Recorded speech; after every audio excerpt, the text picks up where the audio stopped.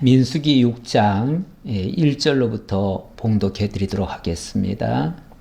여호와께서 모세에게 말씀하여 이르시되 이스라엘 자손에게 전하여 그들에게 이르라. 남자나 여자가 특별한 서원 곧 나실인의 서원을 하고 자기 몸을 구별하여 여호와께 드리려고 하면 포도주와 독주를 멀리하며 포도주로 된 초나 독주로 된 촌을 마시지 말며 포도즙도 마시지 말며 생포도나 건포도도 먹지 말지니 자기 몸을 구별하는 모든 날 동안에는 포도나무 소사는 씨나 껍질이라도 먹지 말지며 그 서원을 하고 구별하는 모든 날 동안은 삭도를 절대로 그의 머리에 대지 말 것이라. 자기 몸을 구별하여 여호와께 드리는 날이 차기까지 그는 거룩한즉 그의 머리털을 길게 자라게 할 것이며 자기 몸을 구별하여 여호와께 드리는 모든 날 동안은 시체를 가까이 하지 말 것이요 그의 부모, 형제, 자매가 죽은 때라도 그로 말미암아 몸을 더럽히지 말 것이니 이는 자기의 몸을 구별하여 하나님께 드리는 표가 그의 머리에 있음이라. 자기의 몸을 구별하는 날 모든 날 동안 그는 여호와께 거룩한 자니라.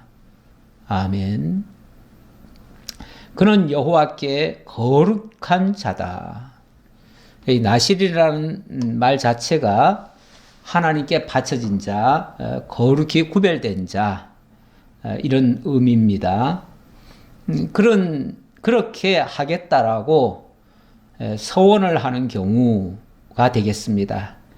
그래서 오늘 6장의 내용은 이 서원의 법이다. 그렇게도 말씀드릴 수 있겠는데요. 나실인의 성별규례 이렇게 제가 제목을 정했지요. 언약 자손의 성별규례 가운데서 나실인의 성별규례. 자, 그렇게 되겠는데요.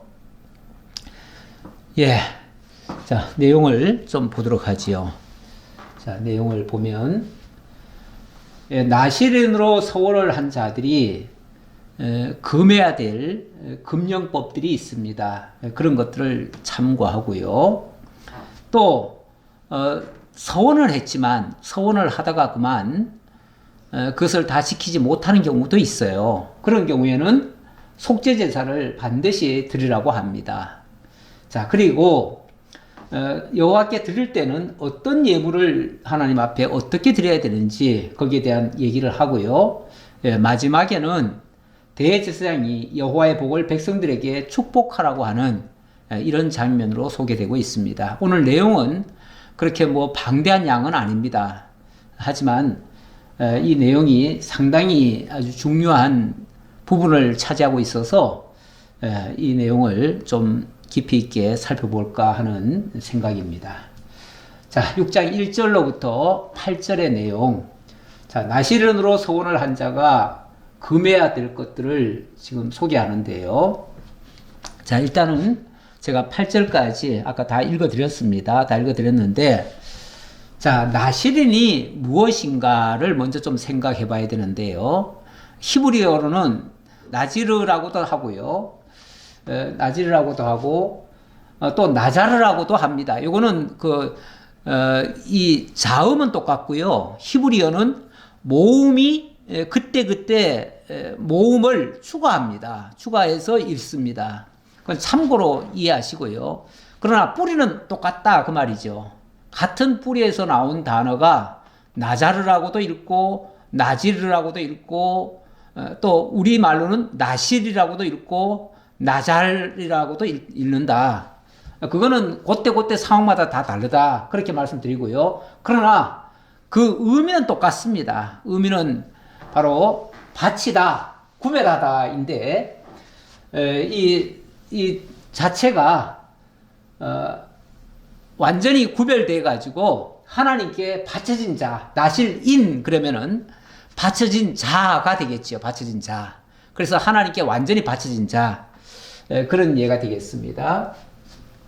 근데 이 바쳐진 자, 제가 이 마태복음을 가져왔는데, 이거는 일단 좀 이따가 다시 한번 보기로 하고요.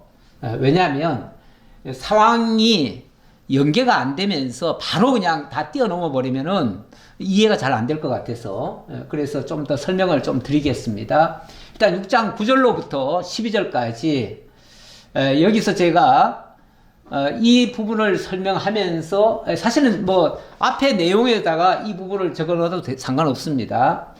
구약의 예표적인 나실인들이 있어요. 대표적으로 제가 세 사람을 꼽았는데요. 일단 삼손,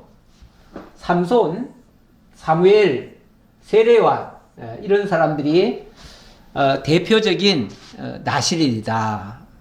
여기는 제가 예표적이라고 이렇게 얘기를 했는데 예표적이라고 한 거는 대표적이라고 한 거는 이제 몇 사람을 아주 특별히 이렇게 이제 뽑았다는 얘기고 예표적이란 말은 이거는 그리스도에 대한 예표적 나실인 그 말입니다. 그리스도에 대한 예표적 인물이다 그 말이죠. 그러면 아까 얘기를 안 할 수가 없네요. 그러면 아까 얘기를 먼저 하고 넘어와야겠네요. 아까 제가 말씀드리려고 했던 얘기가 이 마태복음에 있는 내용입니다. 마태복음 2장 23절에 보면 이런 말씀이 있어요. 나사렛이란 동네에 가서 사니 이는 선지자로 하신 말씀에 나사렛 사람이라 칭하리라 하심을 이루려 함이니라. 이게 무슨 소리냐면 예수님이 갑자기 저 애굽에 내려가셨다가 다시 헤롯이 죽은 다음에 돌아오시죠. 돌아오셔서 나사렛이라는 동네에 가서 삽니다. 원래 나사렛이라고 하는 동네는 사실 예수님하고 그렇게 가까운 그런 그 위치가 아니에요. 위치적으로. 왜냐하면 예수님의 원 고향은 베들레헴입니다. 유다 땅. 유다 땅이면 이 아래쪽이고요. 지도상으로. 이 나사렛은 저 북쪽에 있어요. 북쪽이고 거기는 시대에 따라서 거기는 이방 땅이 되기도 합니다. 그러다 보니까 이방 접경 지역이에요. 접경 지역이니까 그곳에 가서 정상적으로는 그곳에 가서 살 이유가 없지요. 그런데 예수님이 그곳으로 가셨다는 거예요. 근데 나중에 뭐라고 얘기를 하냐면 그렇게 될 것이 선지자가 미리 예언을 했다 그래요. 어디에 예언이 됐는가 보니까 이사야 9장에 예언이 돼 있어요. 그 나사렛 땅이 이방의 갈릴리 지역인데 이방 땅 갈릴리 지역의 나사렛 동네가 되겠죠. 나사렛 동네. 거기 가서 예수님이 사셨다는 거예요. 왜 그랬는가? 나중에 그곳에 흑암에 앉아있는 자들에게 빛이 비치기 위해서 그렇게 했다. 이렇게 얘기를 했는데, 자, 오늘 마태복음에서는 그게 이제 그렇게 선지자가 예언해 놓은 내용이 성취가 된 거 아닙니까? 이루어졌어요. 이루어졌는데, 왜 그렇게 이루어져야 되는가 하면은, 선지자로 하신 말씀에 나사렛 사람이라 칭하리라. 이렇게 될 것이 예언됐다 그 말이에요. 그러니까 그 나사렛 사람이라고 일컬어지려면 거기 가서 살아야 나사렛인이라는 말을 듣지요. 그렇게 불려지겠지요. 나중에 보면은 예수님이 이제 놀라운 역사를 합니다. 놀라운 역사를 하니까 사람들이 와, 메시아가 나타났다. 메시아가 오시면 이렇게 될 거라고 예언이 돼 있는데 그렇게 하시는 분이 오셨다. 이분은 메시아다 그랬어요. 그랬더니 나다나엘이라는 사람이 그 사람 어디서 왔는데? 라고 물었어요. 그랬더니 그 사람 나사렛에서 왔다고. 나사렛 사람이라고. 그랬더니 이 나다나엘이라는 사람이 뭐라고 얘기를 했냐면 무슨 나사렛에서 선한 것이 나겠느냐. 나사렛에서는 선한 것이 날 수가 없다. 그거는 이제 쉽게 말하면 지역적으로 저 북쪽 저 총구석에 있는 사람이 뭐 그렇게 대단한 사람이냐 이런 식이죠. 이거는 사람을 인간적으로 이해한 거지요. 그런데 그 나사렛이라고 하는 그 의미를 생각하면 나사렛은 곧 이 나시린을 가리키는 말이고 예수님에게 와서는 그건 진짜 나시린, 참 나시린을 가리키는 말이 되겠지요. 네, 그래서 이 나시린이라는 말이 매우 중요하고요. 자, 다시 다시 이제 예표적 나시린을 보게 되어지면 삼손, 사무엘, 세례요한이 있다고 그랬는데 이 사람들도 예표적으로 나실인이 되겠습니다. 그런데 이 얘기는 제가 성경을 조금씩 찾아보면서 한번 봐야 될 것 같아요. 사사기 13장을 보겠습니다. 사사기 13장. 사사기 13장을 보면 거기에 삼손 이야기가 나오죠. 그런데 그때는 삼손이 태어나기 전 삼손의 아버지 얘기입니다. 2절에 보면 소라 땅에 단지파의 가족 중에 마노아라 이름하는 자가 있더라. 그의 아내가 임신하지 못함으로 출산하지 못하더니. 자, 여기 무슨 얘기가 나오냐면 삼손의 아버지가 마노아인데요. 마노아. 마노아인데 자식을 못 낳았대요. 그리고 그 부인이 자식을 낳을 수가 없는 사람이래요. 그러니까 당연히 하나님 앞에 기도했겠죠. 나도 좀 자식을 낳았으면 좋겠다 이렇게 기도했겠죠. 3절에 보니까 여호와의 사자가 그 여인에게 나타나서 그에게 이르시되 보라 네가 본래 임신하지 못함으로 출산하지 못하였으나 이제 임신하여 아들을 낳으리니. 자, 이제 곧 임신해서 아들을 낳을 것이다. 그러므로 너는 삼가 포도주와 독주를 마시지 말며 어떤 부정한 것도 먹지 말지니라. 여기 포도주와 독주를 마시지 말라. 그 다음 얘기는 또 보면은 보라 내가 임신하여 아들을 낳으리니 그의 머리 위에 삭도를 대지 말라. 이 아이는 태에서 나옴으로부터 하나님께 바쳐진 나실인이 됨이라. 태에서 나오면서부터 나실인이 될 것이다. 여기도 제가 적어놨네요. 나실인이 돼서 그가 블레셋 사람의 손에서 이스라엘을 구원하기 시작하리라. 자, 나실인이 돼서 하는 일은 이스라엘 백성, 바로 언약 자손을 구원하리라 그 말이에요. 자, 여기서 나실인이 나와서 이 나실인이 구원을 하리라 그 말이에요. 구원을 하리라. 자, 그렇게 예언을 했고요. 근데 실제로 그 다음에 삼손을 낳게 되잖아요. 그리고 삼손이 실제로 이스라엘이 그 당시 블레셋의 지배를 받고 있었는데 블레셋에서부터 해방을 시키죠. 바로 블레셋에서 구원을 해줬죠. 그래서 이 나실인이 그 역할을 해줬다 그 말입니다. 그 다음 사무엘을 보겠습니다. 이 사무엘 이야기도 또 놀라운 이야기가 나오는데요. 이거는 사무엘상입니다. 사무엘상 1장을 보겠습니다. 여기도 1장 2절을 보지요. 사무엘상 1장 2절에 보면 그에게 두 아내가 있었으니 한 사람의 이름은 한나요 한 사람의 이름은 브닌나라. 브닌나에게는 자식이 있고 한나에게는 자식이 없었더라. 여기도 한나라고 하는 사람 이야기를 하면서 한나에게는 자식이 없었다. 여기는 이제 어머니 이름이 한나입니다. 한나인데 자식이 없었어요. 자식이 없으니까 그 브닌나가 첩인데 이 한나를 엄청 괴롭혔어요. 괴롭히니까 이 한나가 날마다 성전에 가서 하나님 앞에 기도했어요. 기도할 때 뭐라고 기도를 했냐면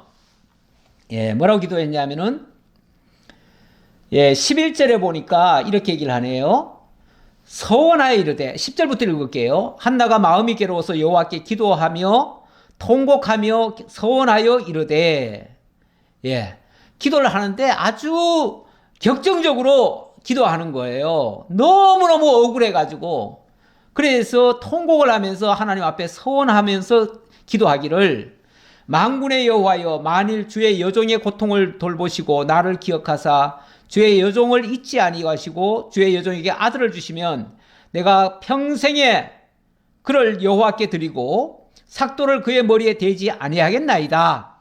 머리에 삭도를 대지 않겠다. 이것도 역시 나실인으로 하나님 앞에 바치겠습니다. 그 말이죠. 이 사무엘이 나중에 또 이스라엘을 구원할 자가 되겠습니다. 자, 그렇게 되고요. 그 다음에는 이제 세례 요한이죠. 세례 요한은 누가복음 1장 7절을 보겠습니다. 누가복음 1장 7절. 예, 여기도 유사합니다. 이제 하나님 앞에 나신으로 바쳐진 자들이 어찌 보면 비슷한 공통적인 내용이 있어요. 엘리사벳이 잉태를 못함으로 그들에게 자식이 없고 두 사람의 나이가 많더라. 이번에는 엘리사벳입니다. 엘리사벳인데 엘리사벳 역시 자식이 없어요. 근데 벌써 다 늙어가지고 완전히 노인네가 돼버렸어요. 그래서 아무것도 할 수 없는 상태가 됐지요. 그런데 갑자기 천사가 나타납니다. 13절에 천사가 그에게 이르되 사가랴여 무서워하지 말라. 이거는 사가랴는 그의 남편 이름이 사가랴 제사장입니다. 내 아내 엘리사벳이 내게 아들을 낳아주리니 그 이름을 요한이라 하라. 너도 기뻐하고 즐거워할 것이요 많은 사람도 그의 태어남을 기뻐하리니 이는 그가 주 앞에 큰 자가 되며 포도주나 독한 술을 마시지 아니하며 모태로부터 성령의 충만함을 받아. 예, 여기도 독주를 마시지 않을 것이다 이렇게 얘기를 하는데 바로 나실인이 된다는 얘기예요. 똑같아요. 공통적이에요. 그런데 이 사람이 하는 일이 뭔가 이스라엘 자손을 주 곧 그들의 하나님께로 많이 돌아오게 하겠습니다. 그가 또 엘리야의 심령과 능력으로 아버지의 마음을 이렇게 돌이킬 것이다. 그래서 주님께로 돌이킬 것이다 그랬는데 결국 이스라엘 민족을 구원하기 위해서 회개케 하기 위한 그런 사람이에요. 그래서 많은 사람을 하나님 품으로 돌아오게 하는 자예요. 그래서 세례 요한 그 하는 방식이 바로 세례였죠. 세례를 통해서 회개를 촉구했었죠. 그래서 세 사람 다 공통적이 있습니다. 바로 자식을 낳을 수 없는 자들이 자식을 낳게 되는 겁니다. 그렇죠? 그리고 공통적으로 이스라엘을 구원하는데 그 하는 사역은 조금씩 달라요. 예를 들면 삼손은 그 당시 왕이 없을 시대지만은 사사가 됩니다. 사사가 되니까 사사가 곧 왕권을 행사하는 자지요. 그래서 삼손은 곧 왕권을 행사했습니다. 그 다음 이 사무엘은 물론 사무엘이 예언도 했지만은 사무엘은 기름을 붓고 또 제사를 드리고 이렇게 했습니다. 그래서 제사권을 가지고 있다 이렇게 말씀드릴 수 있겠습니다. 제사권. 그 다음 세례요한. 이 세례요한은 광야에서 엘리야와 같이 외쳤죠. 광야에 외치는 자의 소리라고 그랬죠. 이거는 선지권이죠. 선지권, 선지 사역을 한 거죠. 어찌 보면 여기 구약의 예표적인 인물로는 예표적 나실인으로는 왕권을 행사하는 사람, 제사권을 행사하는 사람, 선지권을 행사하는 사람 각각의 역할을 한 분야씩 맡아가지고 그 역할을 했던 거예요. 그 역할을 하기 위해서 나실인이 됐던 것이고 그 나실인이 결국 이스라엘 민족을 구원하는 일에 공통적으로 사용이 되어졌어요. 그런데 이렇게 예표적인 인물이 장차 실체적인 인물로 등장을 하지요. 그 실체적인 인물이 누굽니까? 실체적인 인물이 바로 예수 그리스도다 그 말이에요. 그래서 제가 아까 말씀드렸던 내용 바로 여기. 그래서 예수 그리스도가 바로 실체적인 인물로 될 것이고 누가복음 24장 19절에 보면 이런 말씀이 있습니다. 이르시되 무슨 일이냐 이르되 나사렛 예수의 일이니 그는 하나님과 모든 백성 앞에서 말과 일에 능하신 선지자이거늘 이렇게 얘기합니다. 여기 말과 일에 능하신 선지자 이렇게 얘기를 하는데 말과 일에 능하다는 말은 우리가 왜 흔히 말만 뻔질하게 하고 행하지는 않는다. 또 뭔가 저 사람은 말은 안 하지만 행하기는 한다. 뭔가 약간의 이율배반적인 또는 뭔가 앞뒤가 안 맞는 예를 이 일반 사람들에게서는 나타납니다. 그러니까 일반인들은 솔직히 말과 그 일이 다 온전히 하는 사람은 거의 없습니다. 왜냐하면 말은 하지만 능력이 안 돼요. 그것을 행할 능력이 안 돼요. 또는 또 뭔가 일은 하기는 하는데 말이 그것을 따라가 주지 못하는 경우도 있어요. 그러니까 뭔가 일치는 안 돼요. 일치는 안 되는데 우리 예수님은 그 말과 일이 능하셔요. 다시 말하면 거기에 딱 맞춰서 하신다고 말이에요. 아까 예표적인 인물과 실체적인 인물로 지금 얘기를 했는데 구약에 예표적으로 언약되어진 그 나실인이 예수 그리스도로 온전히 성취되어지는 이런 역사가 일어나는데 그것은 능하시기 때문에 이게 가능한 거예요. 능하지 않는 자는 할 수가 없어요. 그런 의미에서 예수는 이 모든 일에 말과 일에 능하신 분이시다. 다시 말하면 온전한 나실인으로서 성취하실 분이시다. 자, 그 얘기가 되겠습니다. 자, 그리고 제가 지금 왔다 갔다 해서 헷갈리는지 모르겠는데 자, 9절로부터 다시 한번 보지요. 자, 9절. 자, 9절 보겠습니다. 누가 갑자기 그 곁에서 죽어서 스스로 구별한 자의 머리를 더럽히면 그의 몸을 정결하게 하는 날에 머리를 밀 것이니 곧 일곱째 날에 밀 것이며.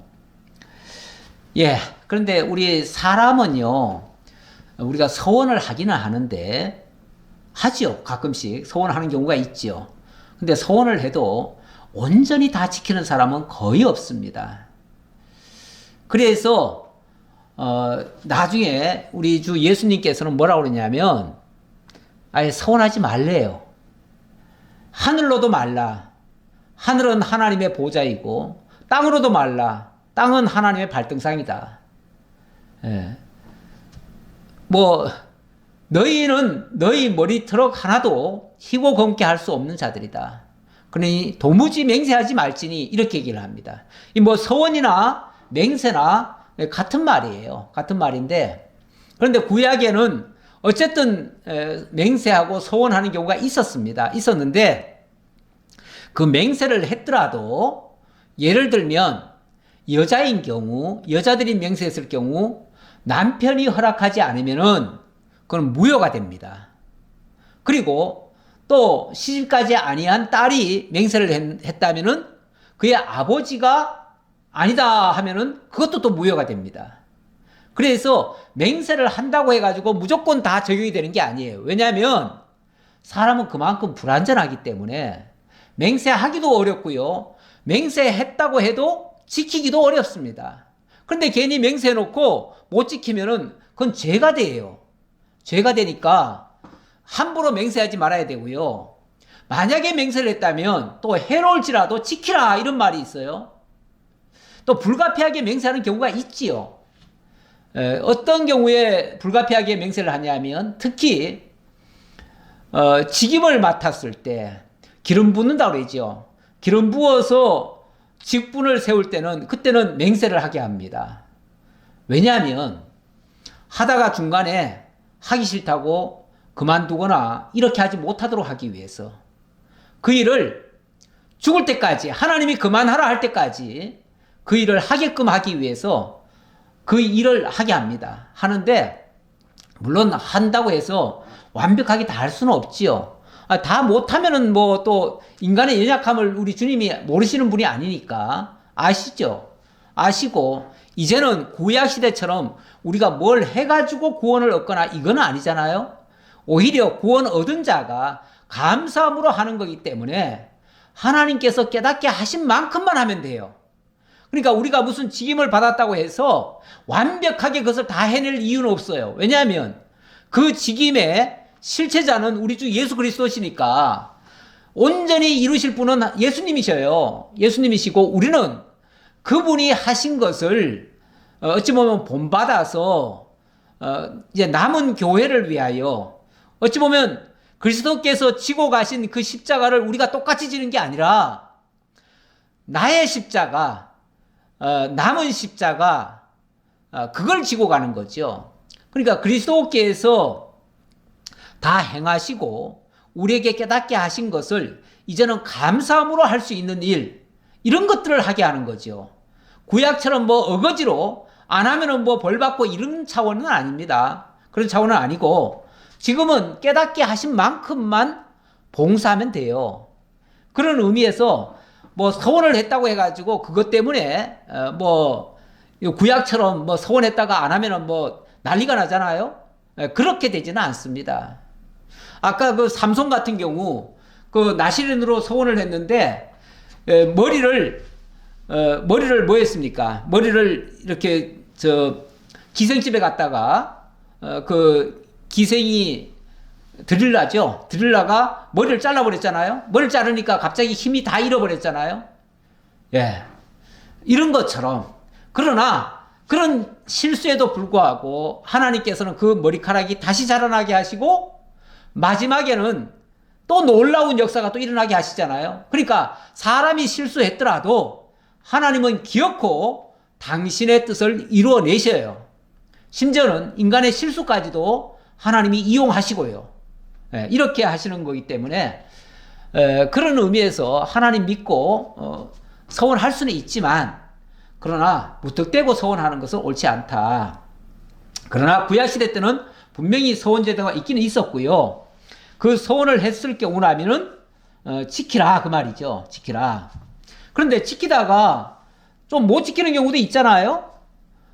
이게 뭐 고의적으로 안 지켰다기보다는 아니 사람이 같이 있다가 갑자기 옆에 사람이 죽을 수도 있잖아요. 그런 경우 그 시신에 이렇게 건드려지면은 그거는 뭐가 되죠? 더럽혀지는 거잖아요. 그랬을 때 어떻게 할 것이냐 그 말이에요. 예를 들자면 그 말이에요. 누가 갑자기 그 곁에서 죽어서 스스로 구별한 자의 머리를 더럽히면 그의 몸을 정결하게 하는 날에 머리를 밀 것이니 곧 7째 날에 밀 것이며, 누가 갑자기 옆에서 있다가 갑자기 죽어버렸어요. 어쩔 수 없이 더러움에 그 불결함에 접촉이 된 거 아니겠어요? 그러면은 나실인으로서 절대 그런 걸 만져도 안 되고 옆에 있어도 안 돼요. 안 되는데 갑자기 사고를 만난 거죠. 그런 경우는 다시 머리를 밀어라. 원래는 머리에 삭도를 대면 안 돼요. 이게 서원을 했다고 해가지고 평생 서원을 하는 자도 있지만 평생 서원이라기 개념보다는 어느 일정 기간 동안 내가 뭘 하겠습니다. 이렇게 서원하는 경우도 있어요. 그러니까 그런 예를 들은 거예요, 지금. 여기 예는 일반적인 예지요. 특별한 예를 얘기하는 게 아니라 일반적인 예를 하는 거예요. 자, 일반적인 예 같은 경우는 제가 1년 동안 이렇게 하겠습니다 하고서 서원을 했어요. 그런데 그만 어디에 불결함에 닿았어요. 그런 경우는 머리를 다시 싹 밀어라. 머리 민다고 하는 것은 새로 시작한다는 개념이에요. 새로. 그러니까 이전까지 뭐 몇 달 동안을 지켰는지 모르지만 그건 무효하고 다시 오늘부터 머리 밀고 새로 한다 그 말이죠. 그런 의미에서 하라는 거지. 뭐 그렇다고 해가지고 너 불결했으니까 너는 끝났다 이게 아니에요. 다시 하면 돼요. 자, 그렇게 하고 8째 날에 산비둘기 2마리나 집비둘기 새끼 2마리를 가지고 해막물에 와서 제사장에게 줄 것이요. 제사장은 그 하나를 속죄제물로 하나를 번제물로 드려서 그의 시체로 말미암아 얻은 죄를 속하고 또 그는 그날에 그의 머리를 성결하게 할 것이며, 자, 이렇게 해서 새롭게 시작하라. 기왕 하나님께 서원했으니까 서원은 지키고 또 만약에 불결함에 접촉됐으면 다시 시작하라. 그래요. 다시 시작하면 돼요, 또. 고의적으로 회피하지 않는 이상 실수라고 하는 것은 언제나 새롭게 할 수가 있습니다. 실수는 그래서 원래 죄 중에도요 고범죄라는 게 있고 그 실수로 하는 죄가 있습니다. 다시 말하면 계획적이고 의도적인 죄가 있고 정말 부지 중에 실수로 하는 죄가 있습니다. 아주 계획적이고 의도적이면요 이건 하나님 앞에서도 용서 못 받습니다. 그런데 우리가 부지 중에 저지른 죄는요 얼마든지 다시 할 수 있는 거예요. 새로 하면 돼요. 그러니까 죄가 물론 죄 자체는 무섭지요. 무서운데 죄를 어쩔 수 없이 저질렀다고 해가지고 그것 때문에 낙심할 것도 아니에요. 그건 새로 시작하면 되니까요. 새로 시작한다고 하는 것은 뉘우치고 고치고 바로 하면 되잖아요. 그런데 계획적이고 의도적이라는 것은 이거는 아주 뻔히 알면서 이렇게 하면 안 된다는 걸 알면서 하는 거잖아요. 그거는 나쁜 거죠. 예. 자기 몸을 구별하여 여호와께 드릴 날을 새로 정하고, 자, 그래서 새로 시작하라고 말이죠. 어차피 지나간 것은 다 무효가 돼버렸어요. 무효가 됐으니까 새로 정하고 1년 된 순양을 가져다가 속건 제물로 드릴지니라. 자기의 몸을 구별한 때에 그의 몸을 더럽혔은즉 지나간 시간은 무효니라. 예, 그래서 지나간 시간은 다 무효가 돼버렸어요. 무효가 됐으니까 새로 시작을 하면 된다. 이거는 뭐 다시 하면 된다는 뜻이에요. 다시 하면 된다는 뜻이니까 그렇게 어렵게 생각할 건 없고요. 자, 그 다음, 자, 13절로부터 21절에서는 나실인이 여호와께 제사 드릴 예물 규례를 명하시는 장면입니다. 나실인의 법은 이러하니라. 나실인의 법은 이러하니라. 자기의 몸을 구별할 날이 차면 그 사람은 해막문으로 데리고 갈 것이요. 이제 어느 일정한 기간 동안 내가 나실인이 되겠다고 선언을 했으면 그 기간이 지나면은 거기서 이제 해제가 돼야 되거든요. 해제가 되면은 해제할 때에 그런 여호와께 예물을 드리되 번제물로 1년 된 흠없는 순양 한 마리와 속죄제물로 1년 된 흠없는 어린 암양 한 마리와 화목제물로 흠없는 순양 한 마리와 번제 또 속죄제, 화목제 이걸 다 드리라고 하네요. 번제는 온전히 태워드리는 제사고 속죄제는 그야말로 진짜 죄를 위해서 드리는 제사고 화목제는 화목을 위해서 드리는 제사예요.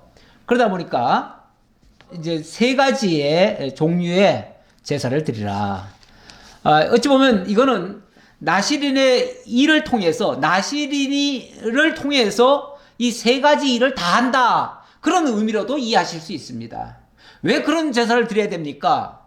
나실인이 그런 일을 하니까 이렇게 보셔도 되죠.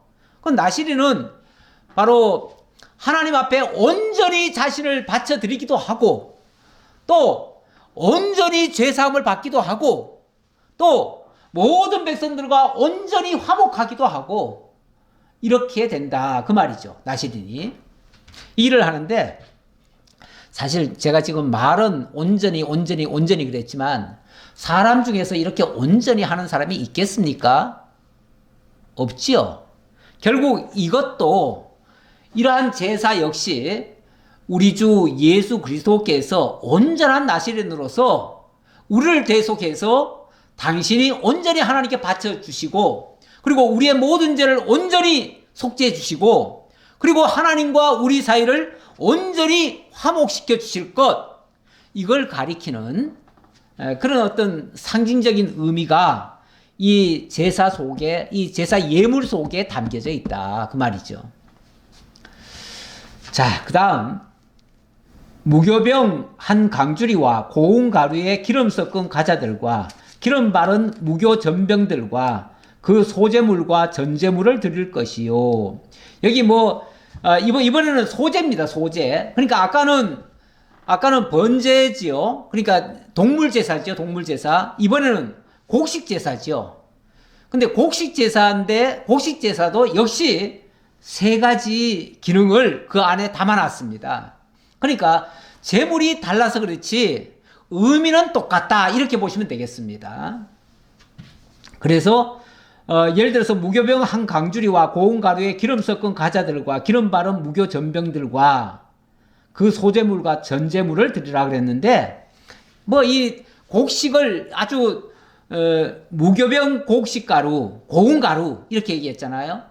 이 곡식을 아주 완전히 바싹 갈아버린 것이 고운 가루 아닙니까? 곡식을 완전히 갑니다. 그렇게 갈은 거를 또 섞어가지고 물에 섞어가지고 이걸 또 과자를 만듭니다. 그리고 굽는 거죠. 그 다음에 또 기름을 섞어가지고 또 무교 전병으로 굽기도 합니다. 또 그걸 갖다가 또 아주 여기 또 마지막에는 전제물을 드릴 것이고 그랬는데 이 곡식을 발효를 시키고 아니 발효라기보다도 그걸 증류를 하나요? 그렇게 해가지고 사실은 독주를 만들죠. 독주를 만들어 가지고 그걸로 하나님 앞에 부어드리는 제사 이게 전제입니다. 전제 부어드리는 제사가 전제예요. 근데 이것도 어찌 보면 굉장히 독하게 만들어가지고 하나님께 바쳐드리는데 이것도 일종의 그 희생이 이렇게 독하게 바쳐질 것을 가리키는 그런 예표적인 제물입니다. 그 다음 제사장은 그것들을 여호와 앞에 가져다가 속죄제와 번제를 드리고 화목제물을 순양의 무교병 한 강주를 아울러 여호와께 드리고 그 소제와 전제를 드릴 것이요. 뭐 계속 같은 얘기예요. 보니까 종류도 또 세 가지 얘기하죠. 속죄제, 번제, 화목제 이렇게 얘기하잖아요. 예. 그러니까 결국은 뭐 무슨 제물로 드리든 간에 그 세 가지 기능이 다 들어있어요. 다시 말하면 하나님 앞에 온전히 바쳐드리는 것, 그리고 온전히 백성들의 죄를 사해주는 것, 그 다음에 하나님과 백성 사이에 화목을 이루는 것, 이 세 가지 의미가 함께 들어있다. 자, 그거를 이 제물로 예물로 준비를 해서 이렇게 하나님 앞에 드리라. 이거는 이제 어찌 보면 그 나실인의 규례가 끝났을 때 하는 거거든요. 끝났을 때 그 말은 이 나실인의 사역이 끝나면 이런 역사가 있을 것이다라는 걸 보여주는 거예요. 다시 말하면 나실인으로서 온전히 사역을 마치면 하나님 앞에 온전히 드려지고 그로 말미암아 백성들의 죄는 온전히 사해지고 그로 말미암아 하나님과 백성들은 화목이 이루어진다. 그걸 가리킨다 그 말이에요. 그걸 가리킨다. 그런데 나중에 우리 주 예수 그리스도가 오시죠. 그리고 온전한 이 나실인의 사역을 하십니다. 나실인의 사역이 어찌 보면 아까 삼손, 사무엘, 세례요한처럼 지금으로 말하면은 왕권과 제사권과 선지권이 있어요. 그걸 가지고 실제로 행사를 하십니다. 그 사역을 하신다 그 말이에요. 나실인의 사역을 다 하셔요. 하시고 결과는 어떻게 되는가? 그가 하나님 앞에 온전히 바쳐드려요. 그러니까 십자가에 못 박혀 죽으시잖아요. 그리고 모든 백성들의 죄가 자기의 그 희생으로 말미암아 사해져요. 그리고 그 죄인 되었던 자들이 다시 살아나가지고 하나님의 아들이 되어져요. 그래서 하나님과의 관계가 회복이 되어져요.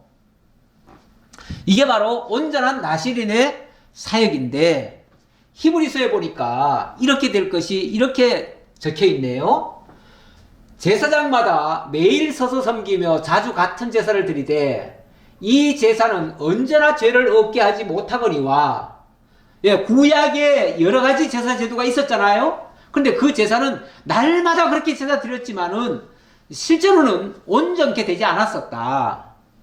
하지만 오직 그리스도는 죄를 위하여 한 영원한 제사를 드리시고 하나님 우편에 앉으사 그 후에 자기 원수들을 자기 발등상이 되게 하실 때까지 기다리시나니, 그 말은 그렇게 온전한 효과가 예수님의 십자가로 말미암아 이루어졌다 그 말이죠.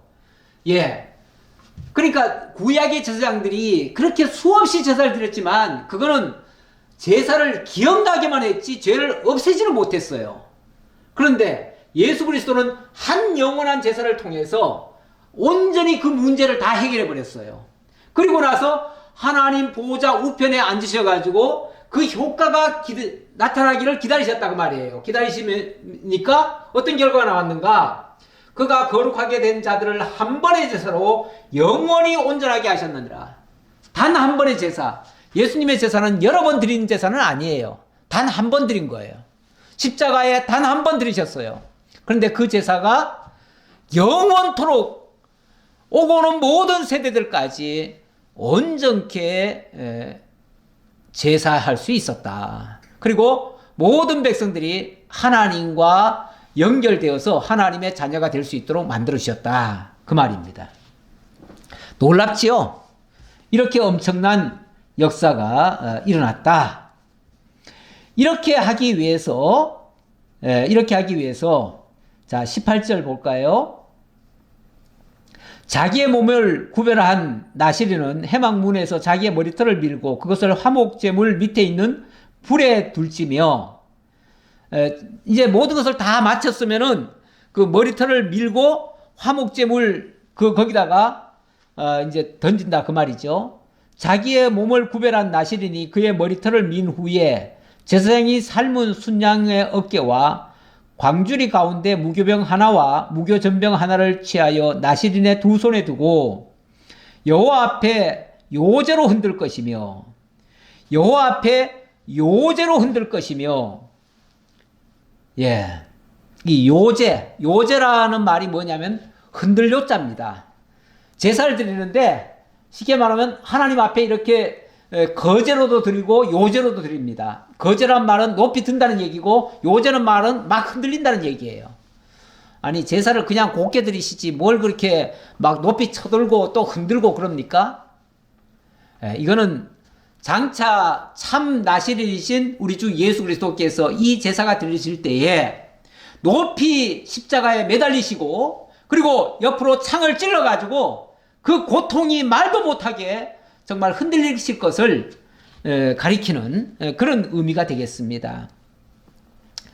여호와 앞에 요제로 흔들 것이며 그것과 흔든 가슴과 받들어 올린 넓적다리는 선물이라 다 제사장에게 돌릴 것이니라. 그 후에는 나실인이 포도주를 마실 수 있느니라. 이제 다 끝난 다음에는 나실인도 포도주를 마실 수 있다 그랬는데 그 예수님이 그 십자가에 못 박히실 때 보면 그런 말씀하셔요. 그 너무너무 고통스러우니까 너무 고통스럽지요. 십자가에 못을 박아가지고 지금 매달렸으니까 얼마나 고통스러워요. 그리고 막 이 바싹바싹 다 입술이 타지요. 그럴 때 정말 포도주라도 한 모금 입에다 넣어주면은 그 갈증이 조금이라도 해소가 되지요. 그래서 밑에서 군병들이 포도주를 이렇게 적셔가지고 그것을 입에다 대줍니다. 대주는데 예수님이 그걸 거부하십니다. 그리고 그 다음에 또 뭐라고 얘기하시냐면은 그 직전에 얘기했나요? 내가 하나님의 나라에서 새 포도주를 마시기 전까지는 더 이상 마시지 않겠다 이런 말씀하셔요. 이 포도주를 마시지 않는다는 것은 일단 자기가 나실이라는 것을 가리키는 말이고요. 다시는 그 전까지는 안 마시겠다 이 얘기는 그 나실인의 사역이 끝나기 전까지는 안 마시겠다는 얘기고 나실인의 사역이 끝나면은 그때는 마시겠다 그 얘기거든요. 그러니까 지금 이 구약의 이 예언이 말씀이 장차 우리 주 예수 그리스도에게 그대로 실체로 이루어지게 됩니다. 자, 그렇게 될 것을 가리키고요. 자, 이제 22절로 27절 여기 마지막 내용을 또 보도록 하겠습니다. 자, 21절 하나 더 읽었네요. 이는 곧 서원한 나실인이 자기의 몸을 구별한 일로 말미암아 여호와께 헌물을 드림과 행할 법이며 이 외에도 힘이 미치는 대로 하려니와 그가 서원한 대로 자기의 몸을 구별하는 법을 따라 할 것이니라. 예, 요거는 아까 말에 이어서 이거는 서원을 한 사람이 자기 형편껏 해라. 예를 들면 아니 예를 들어서 재산이 많은 사람 같으면 막 소를 잡아가지고 그렇게 할 수도 있어요, 제사를. 근데 형편이 낮은 사람 같으면 소를 못 잡잖아요. 그런 경우는 곡식 가루 가지고 그렇게 해도 된다 그 말이죠. 또 어느 정도 되는 사람 같으면 소까지는 안 되지만은 비둘기 가지고 할 수도 있고요. 뭘로 하든지 상관없어요. 의미적으로 똑같은 의미만 담고 있으면 돼요. 자, 그건 그 정도로 말씀드리고요. 자, 22절로 27절에서는 예, 본 그 단원과는 언뜻 보면은 좀 생뚱맞게 좀 다른 얘기 같은 느낌의 말씀이 나옵니다. 그거는 제사장으로 하여금 축복하게 하는 그런 내용이 나오는데요.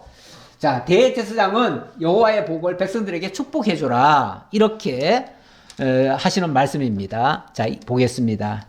여호와께서 모세에게 말씀하여 이르시되 아론과 그의 아들들에게 말하여 이르기를 너희는 이스라엘 자손을 위하여 이렇게 축복하여 이르되 여호와는 내게 복을 주시고 너를 지키시기를 원하며 여호와는 그의 얼굴을 내게 비추사 은혜 베푸시기를 원하며 여호와는 그의 얼굴을 내게로 향하여 드사 평강 주시기를 원하노라 할지니라 하라. 자, 끝에 말을 제가 좀 강조해서 읽었어요. 예. 여호와는 그 얼굴을 내게로 향하여 드사 평강 주시기를 원하노라 할지니라 하라. 이 말은 하나님이 모세에게 그렇게 들려주었고 모세가 아론에게 지금 들려주라 그 얘기예요. 그래서 아론으로 하여금 백성들에게 하게 하라 그 말이죠. 그러니까 이제 그래서 연결되는 말이 계속 나오는 거예요. 먼저 하나님이 모세에게, 모세가 아론에게, 아론이 백성에게 축복하는 거죠. 축복. 여기서 축복하라 그 말이죠.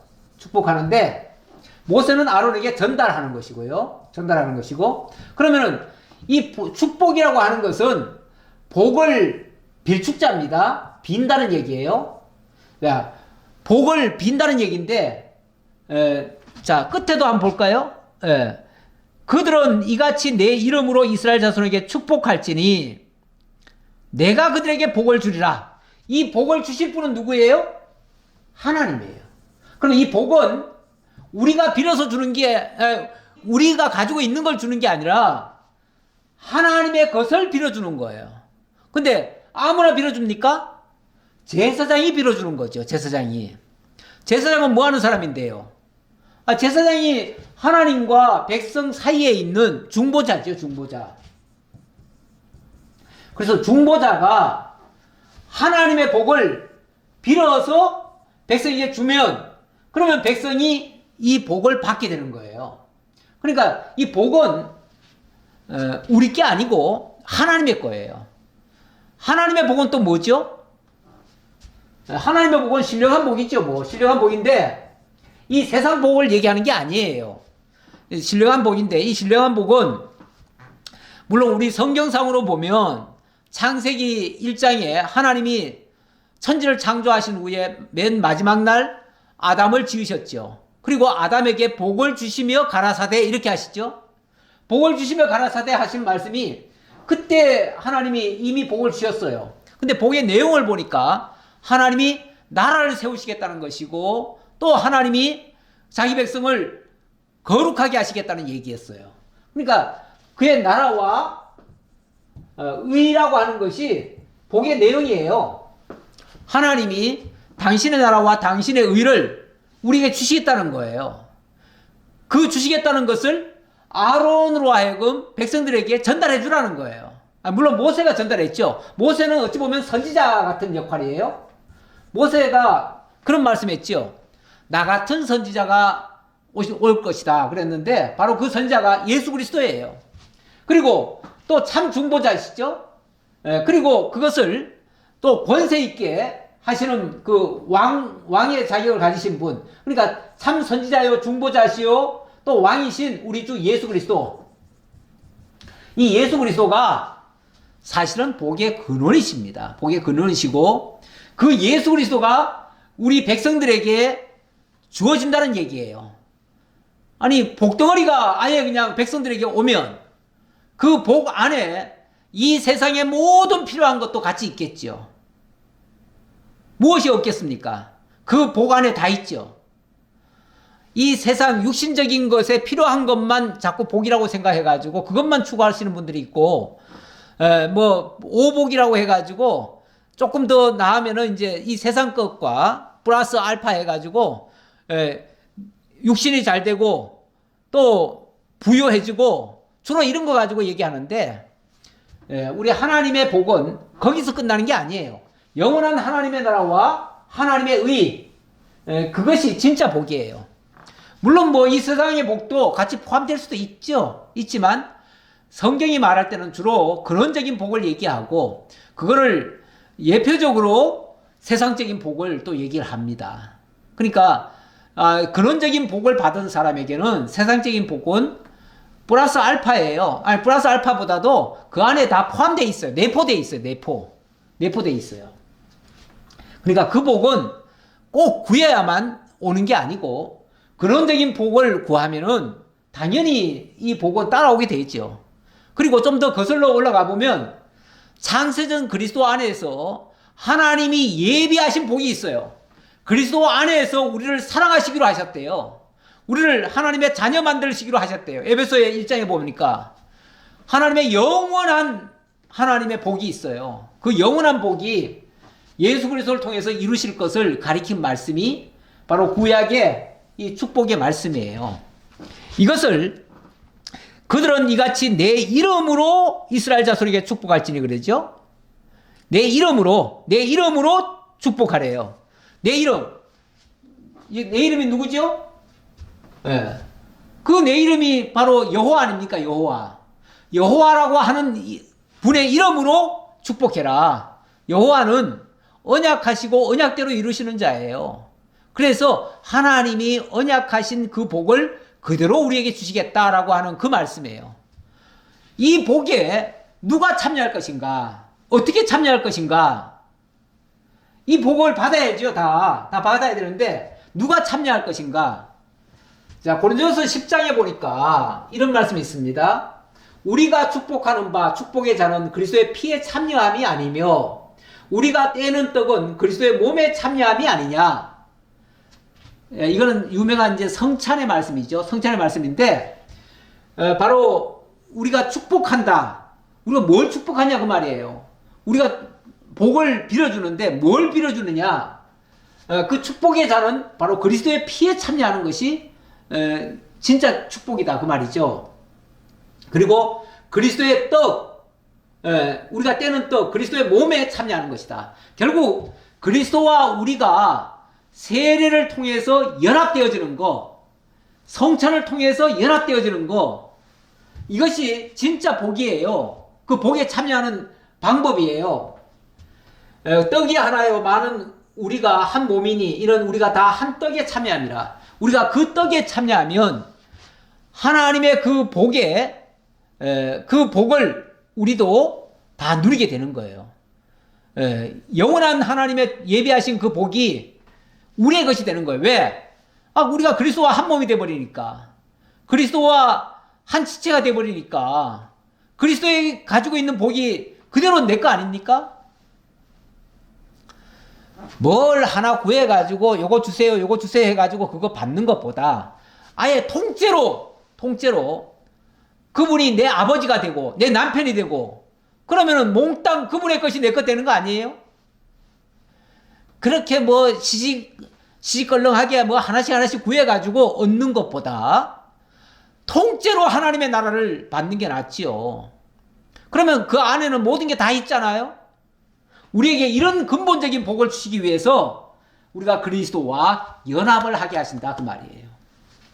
자, 이제 결론입니다. 결론은 히브리서 6장 13절을 가져왔습니다. 히브리서 6장 13절을 보니까 하나님이 아브라함에게 약속하실 때 가리켜 맹세할 자가 자기보다 더 큰 이가 없으므로 자기를 가리켜 맹세하여 이르시되. 자, 오늘 이 서원, 이 나실인이 서원하는 법을 오늘 살펴봤는데요. 그 살펴보면서 마지막 끝에는 결론은 축복하라 그랬어요. 축복하라. 그러니까 이게 무관한 얘기 같은데 무관한 얘기가 아니고 연결되는 얘기예요. 나실인이 서원을 하고 축복을 해요. 그러면 그 복이 그대로 이루어져요.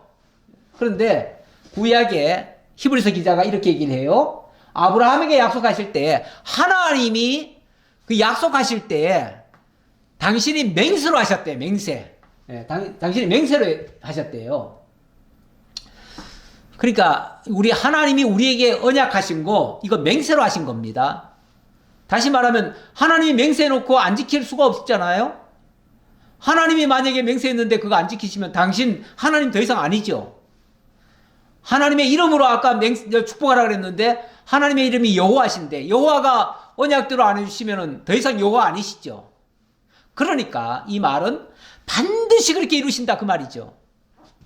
이르시되, 자, 맹세하면서 하시는 말씀이 내가 반드시 너에게 복주고 복주며 너를 번성하게 하고 번성하게 하리라 하셨더니, 예, 우리 하나님이 그냥 복을 약속하신 게 아니라 내가 반드시 주고 반드시 이루겠다 이렇게 말씀하셨다는 거예요. 자, 이 약속의 말씀을 아브라함이 듣고 그 약속을 오래 참았대요. 그가 이같이 오래 참아 약속을 받았느니라. 예, 그 약속만 받은 게 아니라 그 약속의 성취까지를 받은 거예요. 자, 이러한 것을 오늘 우리에게 교훈으로 들려주시면서 우리도 이 소망을 가지고 살아야 된다. 그 얘기를 하고 있습니다. 그래서 19절에 우리가 이 소망을 가지고 있는 것은 영혼의 닭 같아서 튼튼하고 견고하여 휘장 안에 들어가나니, 이 소망 가지고 있으면 이게 영혼의 닭 같다는 거죠. 닭. 저 바다를 항해하는 옛날에 그 선박들은 보면은 그 돛이라는 게 있잖아요. 그 돛을 딱 붙잡고 있으면 그 돛이 항구까지 안전하게 갈 수가 있습니다. 그런 것처럼 이 소망은 바로 영혼의 닭 같아서 튼튼하고 견고하여 휘장 안에 반드시 들어갈 수 있다. 이게 우리로 하여금 어디로 들어가게 해요? 하나님의 휘장 안으로 들어갈 수 있다. 하나님을 만나게 한다, 그 말이죠. 어떻게 해요? 그리로 앞서가신 예수께서 멜기세덱의 반차를 따라 영원히 대제사장이 되어 우리를 위하여 들어가셨느니라.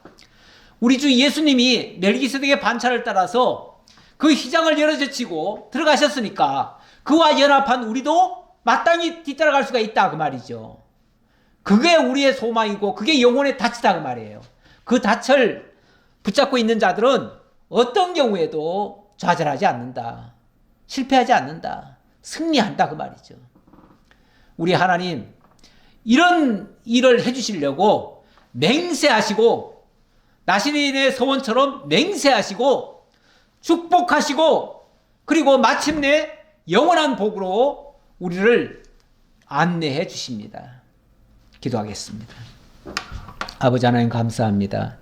오늘도 주님께서 저희에게 참으로 소망의 말씀 들려주시고 깨닫게 하시고 믿어지게 하시고 그 은혜 속에 참여케 하시려고 우리와 연합해 주신 것 너무나 감사합니다.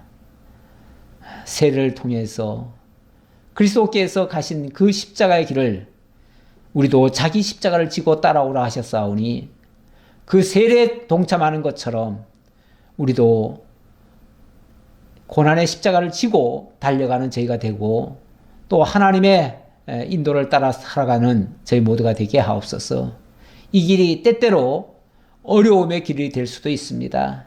그러나 이거는 영혼의 닭 같은 틀림없이 목적지에 도달하고 또 완성된 그 복에 참여하는 것임을 저희들 다시 한번 확인하면서 정말 하나님 의지하고 힘이 부족할 땐 하나님 맡기며 하나님의 인도 따라 씩씩하게 걸어가는 저희 모두가 되게 하옵소서. 모든 걸 감사드렸고 예수님 이름으로 기도하옵나이다. 아멘.